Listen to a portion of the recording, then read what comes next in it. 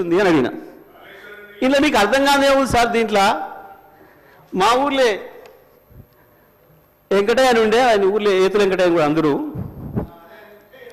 ఆయన కథ ఉంది ఇలా అన్నారు. ఏం కథ అని అడిగిన. ఏ లేదయ్యా, ఒకరోజు పొద్దున్నే ఆయన భార్య సర్పంచ్ కాడికి వచ్చింది. ఆయన భార్య సర్పంచ్ కాడికి వచ్చి కంప్లైంట్ చేసింది, మా వెంకటయ్య నన్ను కొట్టిండు, జర పిలిపించి మాట్లాడమని చెప్తే ఆయన పిలిపించిండు పెద్ద మనిషి. ఎందుకు కొట్టి ఏం సంగతి అని అడిగితే,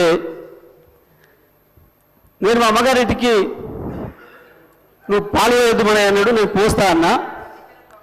నువ్వు పాలు వేస్తే ఊక్కోను అన్నాడు, నేను పోసి తీరుతానంటే నన్ను కొట్టిండు.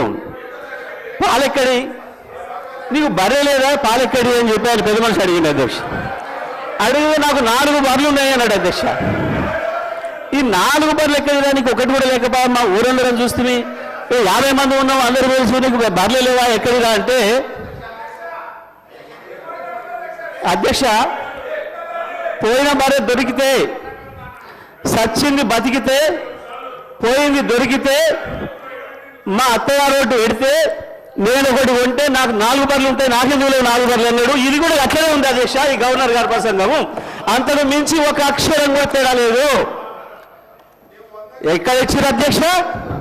రైతులకు రుణమాఫీ చేసినారు, రైతు భరోసా ఇచ్చినారు, 12,000 రూపాయలు నా ఈజీఎస్ కార్మికులకు ఇచ్చినారు, 12,000 రూపాయలు నా ఆటో కార్మిక సోదరులకు ఇచ్చినారు, 2,500 రూపాయలు మా మహాలక్ష్మి అక్క చెల్లెలకు ఇచ్చినారు, రైతులకు బోనస్ ఇచ్చినారు, తోం బంగారం ఇచ్చినారు. ఏది ఇచ్చిన అధ్యక్ష? నా విద్యార్థి సోదరులకు స్కూటీలు ఇచ్చినారు అధ్యక్ష. 2 లక్షల ఉద్యోగాలు ఇచ్చి